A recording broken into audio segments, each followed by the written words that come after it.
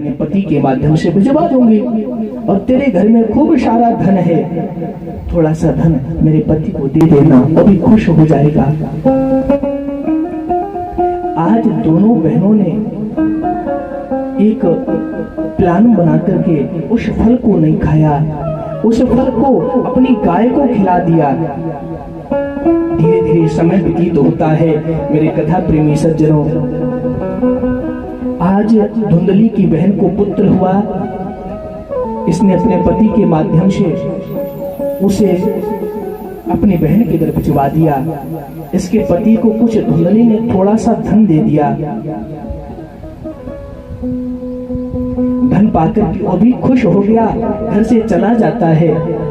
आत्मदेव जी महाराज को जब पता लगा मेरे घर संतान हुई है, महाराज इनके खुशी का ठिकाना नहीं रहा, इनकी खुशी का पारावार नहीं रहा। इन्होंने ब्राह्मणों को बुलाया, स्वस्तिवाचन संस्कार कराते हैं, खूब सारा दान दिया। नामकरण संस्कार की जब बारी आई, आत्मदेव जी महाराज कहते हैं मेरा नाम आत्मदेव तो मेरे बेटे का नाम परमात्मा देव होगा। इनकी पत्नी बोल पड़ी, अच्छा 9 महीने पेट में मैंने रखा, पालन पोषण मैंने किया, इतनी तकलीफ हमने सही और नाम तुम अपने नाम के हिसाब से रखोगे? बोले ना ना, ऐसा नहीं हो सकता। मेरा नाम धुंधकारी धुंधली तो मेरे पुत्र का नाम होगा धुंधकारी। इसीलिए मैं अपनी कथाओं में प्रायः कहा करता हूँ, मेरे सज्जनों अपने बच्चों के नाम वो रखो जिनका कोई मतलब हो, जिनका कोई अर्थ हो। वो टिंकू चिट्टू पिंटू रखते ना, उनके बच्चे संस्कारी, ये नहीं कहता नहीं होंगे, जैसा माता पिता संस्कार देंगे वो तो संस्कारी होंगे ही होंगे, लेकिन नाम का जीवन में प्रभाव बहुत पड़ता है। पता नहीं ईसा लीसा वीसा पता नहीं क्या क्या लोग नाम रखते हैं। पहले लोग नाम रखा करते थे सीताबाई, मीराबाई, अहिल्या, कितने सुंदर नाम हुआ करते थे, रामदास, बड़े दिव्य दिव्य नाम हुआ करते थे। आजकल के लोगों के नाम ही नहीं पता लगता महाराज, इनके नाम का मतलब है। श्री वृंदावन बिहारी लाल की बोलो जय, श्री वृंदावन बिहारी लाल की, श्री वृंदावन बिहारी लाल की। हाँ भैया भूखे हैं, रोटी खा के नहीं आए, कोई बात नहीं, खा के आया करो। Hello hello.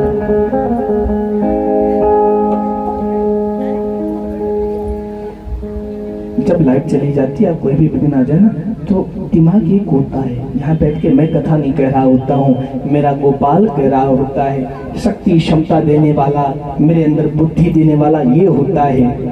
मेरी तो कोई क्षमता ही नहीं जो मैं कथा सुना पाऊँ, कथा ये सुना रहा होता है, कनेक्शन कट हो जाता है। क्या सुना रहे थे हम आपको, बताओ क्या सुना रहे थे? राम राम, कितने अच्छे लोग हैं आप, वाह, बोलो राधे राधे। मेरे कथा प्रेमी सज्जनों, धुंधली कहती है मेरा नाम धुंधली तो मेरे पुत्र का नाम होगा धुंधकारी। सर के ऊपर से पानी जा रहा है। वही बात होगी उनका, महाराज कथा तो बहुत अच्छी लगी, अच्छा क्या सुना? बोले ये तो याद नहीं है, कथा बहुत अच्छी लगी। अब राम जाने इनको कथा अच्छी लग रही है क्या अच्छा लगा, मेरा गोविंद ही जाने। धुंधली कहती है मेरा नाम धुंधली तो मेरे पुत्र का नाम होगा धुंधकारी। आगे चलकर के दोनों बच्चों ने ख्यातियां पाई। 3 महीने जैसे समय बीता, जिस गाय को इन्होंने फल खिलाया था उस गाय ने भी आज एक बच्चे को जन्म दिया है। वो बच्चा कैसा है? उसका शरीर तो पूरा एक मनुष्य का था, लेकिन कान गाय के बछड़े के जैसे थे। गोकर्णम तम सुतम दृष्ट्वा गहुकर्णम नाम चाकरोत्। गाय के बच्चे के जैसे कान होने के कारण गोकर्ण जी महाराज ने आज उसका नाम, आत्मदेव जी महाराज ने उसका नाम गोकर्ण रख दिया। बोलिए श्री गोकर्ण जी महाराज की। दोनों बच्चों ने ख्याति पाई। एक बच्चा बहुत बड़ा विद्वान हुआ। गोकर्ण पंडितो ज्ञानी धुंधकारी च महाखला। जो गोकर्ण जी महाराज हैं वो बहुत विद्वान हुए, बहुत बड़े ज्ञानी हुए। पूरा संसार, पूरा समाज उनका सम्मान करता है, उनको प्रणाम करता है। लेकिन जो धुंधकारी है ये क्या करता है? चौराह सर्वजन प्रेषी पर भीष्म प्रदीपक। मेरी कथा प्रेमी सज्जनों, मेरा केवल एक उद्देश्य है, मैं व्यापारी नहीं हूं, याद रखना इस बात को। मैं श्रीमद् भागवत को अपना पेशा नहीं समझता, मेरा पेशा नहीं है। मुझे पेशा बनाने के लिए हजारों मेरे पास काम है। श्रीमद् भागवत कथा मेरा केवल एक उद्देश्य है। जो लोग भगवान से दूर होते जा रहे हैं, सत्संग से दूर होते जा रहे हैं, और जो श्रीमद् भागवत के नाम से केवल ढकोसला, केवल संगीत, केवल भजन, केवल गा बजा करके चले जाते हैं, उन ना तो मुझे स्पष्ट कहूं गाना आता है, ना मैं गाना सीखना चाहता हूं। क्यों? क्योंकि मुझे भागवत की कथा को वास्तविक उद्देश्य से परिचित कराना है। जिस कथा में श्लोक बद्ध कथा ना हो, श्लोक बताए श्लोक के साथ अर्थ ना हो, कथा करना बेकार है। कथा वो होती है दृष्टांत कुशलो धीरो वक्ता कार्योति निष्प्रिया। पहले ही कह दिया है महात्मा ही कि दृष्टांत के साथ में जो पहले श्लोक बोले उसके बाद जो अर्थ का वर्णन ना कर सके वो वक्ता नहीं हो सकता। हाँ, थोड़ा गाना बजाना अगर करेंगे तो आपको हो सकता है ज्यादा अच्छा लगे, लेकिन हमें आपको रिझाना नहीं है। आप लोग रीझ जाओगे, मुझे कुछ नहीं दे सकते, दुनिया भिखारी है, कोई क्या देगी? दाता तो केवल एक मेरा गोविंद है जो सबको देता है, और उसने इस झोली में मेरे प्यारी इतना भरा है ना जिसके मैं लायक नहीं था। मैं तो नालायक व्यक्ति हूँ। यहाँ पर बिठा देना, आप लोगों श्रोता बनकर के बैठे हो, कथा सुन रहे हो, क्या मेरे जीवन में इतना कम है? मैं तो इसके लायक नहीं हूँ। हजारों की महफिल होती है, यहाँ तो संख्या कम है, लेकिन जितने लोग हैं बहुत अच्छे हैं। हजारों की महफिल होती है, हजारों लोग कथा सुन रहे होते हैं, मैं तो क्षमता नहीं मैं एक शब्द बोल पाऊं, एक अक्षर बोल पाऊं। कौन बुलवाता है? ये बुलवाता है। इसकी कृपा के बिना कुछ नहीं। कथा को बड़े ध्यान से सुनो, घर जाकर के बातें किया करो। आज महाराज जी ये बता रहे थे, अपने बच्चों को समझाया करो, उनमें शिक्षा आएगी, संस्कार बढ़ेंगे। गोकर्ण जी महाराज को सभी प्रणाम करते हैं, लेकिन जो धुंधली का पुत्र था वो क्या करता है? चौराह सर्वजन द्वेषी परवेश्वर प्रदीपका, नित्य चोरी करता है। छोटे छोटे जो बालक बच्चे होते हैं, खेल रहे होते हैं, जाकर के उनको उठा लेता है। मेरी कथा प्रेमी सज्जनों, जब एकांत देखता है ले जाकर के कुएं में फेंक देता है, उनको मार देता है, उनकी निर्मम हत्या कर देता है। इतना नहीं, और जब झोपड़ियां पहले हुआ करती थी, लोगों के मकानों में ये आग लगा देता है, और जब वो मकान धुंधु करके जलने लगते हैं तो पानी लेकर के दौड़ता है और चिल्लाता है, भैया आग लग गई, बुझाओ। खुद भी जल लेकर के दौड़ता है, पहले जलाता है फिर आग बुझाने के लिए दौड़ता है। राम कैसी बुद्धि देखो, नाम का भी तो प्रभाव पड़ता है ना जीवन में। जब वो गांव वाले अपने घर को मकान को बचाने के लिए दौड़ते हैं, आग बुझाने के लिए दौड़ते हैं, ये एकांत में बैठ जाता है, बड़ी जोर के ठहाके देकर के हंसता है, बड़ा खुश होता है। इसके साथ में एक कुत्तों की टोली चलती है, सर पे एक काला ये कपड़ा बांध करके रखता है, चांडाल जैसे आचरण करता है। एक दिन क्या होता है, यही धुंधकारी मांस और मदिरा का पान करके मांस खाता है, खूब दारू पीता है, दारू पी करके गिरता पड़ता महाराज चला आ रहा था। इसके पिता आत्मदेव जी ने जब देखा रात्रि की 11 बज रहे हैं, मेरा पुत्र भी धुंधकारी नहीं आया, चिंता हुई।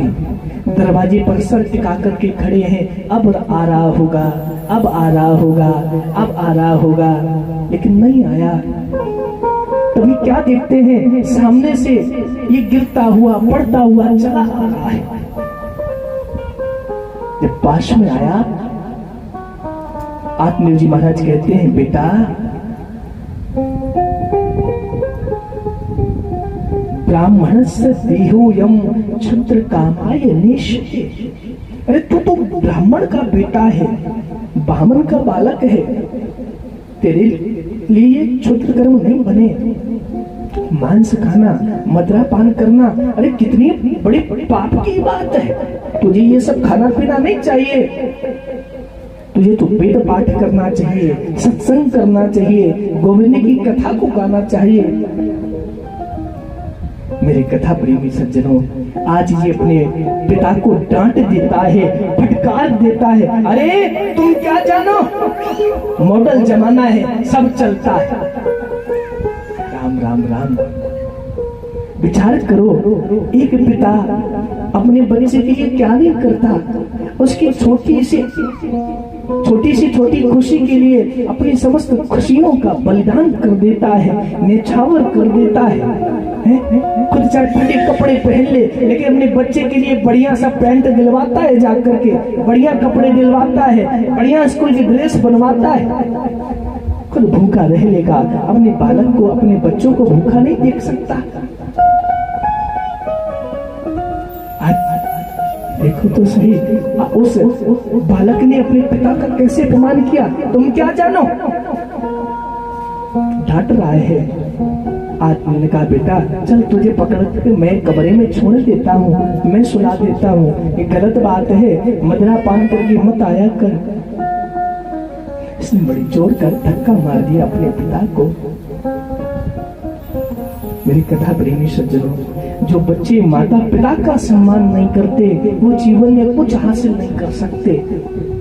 अपने जीवन में कुछ पाना है तो अपने माँ को कुछ मत कहना, अपने पिता को कुछ मत कहना, वो लाख गलत हो, एक बार समझाने की कोशिश कर सकते हो, डांटना मत कभी।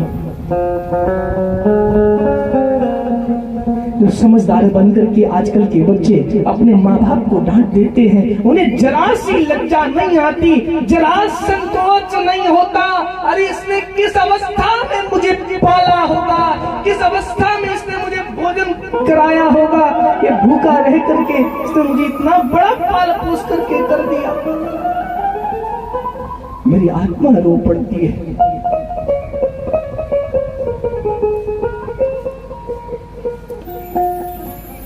इस धुंधकारी का यह हाल देख करके आत्मा जी परेशान बैठे थे। इसने अपने घर गृहस्थी के जो बर्तन भाड़े थे वो तक बेच दिए महाराज। खूब दारू पीता है, खूब मांस खाता है, वैश्याओं के साथ रमण करता है, जुआ भी खेलता है। जितने संसार में व्यभिचार होते हैं, बुरे कर्म होते हैं, दुष्कर्म होते हैं, ये सभी करता है। इससे आज तक कुछ नहीं बचा। दुखी हो गए आत्मदेव जी महाराज, इन्होंने घर छोड़ दिया। अब मैं घर में नहीं रह सकता। जिसको मैंने जन्म दिया, जिसके पाले पोषने के लिए मैंने क्या नहीं किया, अब ये मुझे घर में नहीं रहने देता। मुझे इसके कारण घर छोड़ना पड़ेगा। मन में इतना वैराग्य नहीं, मैं क्या करूं, मैं कहां जाऊं। एक बड़ा सुंदर श्लोक है हेतुपदेश का। हेतुपदेश कहती है कि कोरथः पुत्रेण जातेन यो न विद्वान् न धार्मिकः कालेन चक्षुषा किं वा चक्षुः पीनैव केवलम्। अरे जिस प्रकार एक काली आंख केवल तकलीफ देती है, दुख देती है, कष्ट देती है, पीड़ा देती है, उसका कोई मतलब नहीं होता। बोलो मतलब होता है? कोई फायदा होता है? नहीं होता। केवल दर्द होता है, पीड़ा होती है, लोग ताने सुनने पड़ते हैं। उसी प्रकार एक मूर्ख पुत्र काली आंख की भांति है। मूर्ख पुत्र ना हो, चाहे संतान ना हो, पुत्र फिर कैसा हो? परमेको गुणी पुत्रो न च मूर्ख शतान्यपि एकश्चन्द्रस्तमो हन्ति न च तारा गणोऽपि च। संतान चाहे एक हो, पुत्र हो या पुत्री हो, इसका कोई मतलब नहीं, एक हो, लेकिन कैसा हो? विद्वान हो, गुणी हो, वेदों का अध्ययन करने वाला हो, भगवान को मानने वाला हो, अपने माता पिता की सेवा करने वाला हो, बड़े बुजुर्गों का सम्मान करने वाला हो। जिस प्रकार एक अकेला चंद्रमा हजार तारागणों में प्रकाशित स्वरूप होता है, दैदीप्यमान होता है, सुंदर दिखता है, वैसे ही अगर एक संस्कारी बेटा है तो हजार बेटों में भारी पड़ेगा। आप लोग भी एक ही भगवान से कामना करना, अगर मेरे घर कोई पुत्र है या पुत्र हो तो वो ज्ञानी हो, समझदार हो, गौकर्ण जैसा हो, न कि धुंधकारी जैसा। कभी ऐसे संस्कार मत देना बच्चों को जो संतों का, ब्राह्मणों का अपमान करे, अपने माता पिता का अपमान करे। मेरी कथा प्रेमी सज्जनों, आत्मदेव जी महाराज घर छोड़ करके गांव के बाहर बैठे जाते हैं, तभी इनके दूसरे बेटा आते हैं और समझाते हैं, पिताजी घर गृहस्थी किसी को सुख नहीं देता, ये संसार की भोग वासनाएं किसी को सुख नहीं देती। आपको फोन की जरूरत थी, आपने फोन ले लिया। जब ये नया नया आता है ना, शौक होती है, तब आनंद मिलता है, लगता वाह फोन आ गया, एक मन को सुकून मिला, एक आनंद मिला। लेकिन कब तक? जब तक मैंने ये नहीं देखा कि हमारे पेड़ वाले भैया के पास बहुत महंगा फोन है, तब तक। जब वो देख लिया ना, हमने ये वाला फोन लेना है अब। ऐसे ही गाड़ी बंगला है, एक गाड़ी ले ली, दूसरी गाड़ी की ख्वाहिश आती है, छोटी गाड़ी है, बड़ी चाहिए। अरे भैया ये विचार करो, एक समय वो था हम पैदल चलते थे, हमारे बिहार जी ने हमें साइकिल दे दी, उससे भी प्रमोशन करा के मोटरसाइकिल दे दी है? अब उससे भी जब हमारा ऊपर का लेवल हो गया, मेरे गोविंद को लगा मेरे बच्चे का इससे काम नहीं सरेगा, काम नहीं हो पाएगा, अब जरूरत ज्यादा है, उसने हमें कार दे दी, और जरूरत पड़ेगी तो वो खुद देगा, उसके हाथों में है। सुनो जी, उसके हाथों में है। आत्मदेव जी महाराज बार बार समझा रहे हैं, बार बार कह रहे हैं, पिताजी गृहस्थी किसी को सुख नहीं देता, ये भोग वासनाएं किसी को सुख नहीं देती। अगर वास्तव में सुख प्राप्त करना है, सुख को हासिल करना है, तो इसके चरणों में बैठ करके कभी संकीर्तन गा लिया करो, कभी नाम गा लिया करो, कभी संतों के चरणों में बैठ लिया करो। लाइट आ जाए फिर बड़ा सुंदर भजन सुनाते हैं। गौकर्ण जी महाराज अपने पिता को समझाते हैं कि देहे स्थिमान सरुधिरे भीमतिम त्यजत्वं जाया श्रुतादिषु हि सदा ममतां विमुञ्च पश्यानिशं जगदिदं क्षणभङ्गुनिष्ठा वैराग्य राग रसिको भव भक्ति निष्ठा। पिताजी अगर आप विचार कर रहे हो ये संसार किसी को सुख देता है तो सुन लो,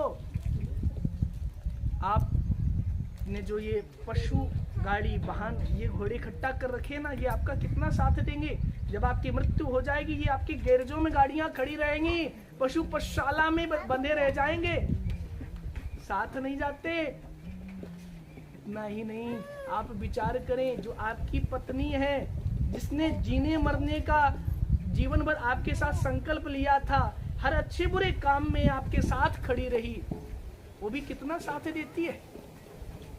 जब व्यक्ति की मृत्यु हो जाती है, जब उसकी अर्थी उठ करके चलती है, उसकी पत्नी दरवाजे की देहली को पकड़ करके उस पर सर रख करके रोती बिलखती रह जाती है।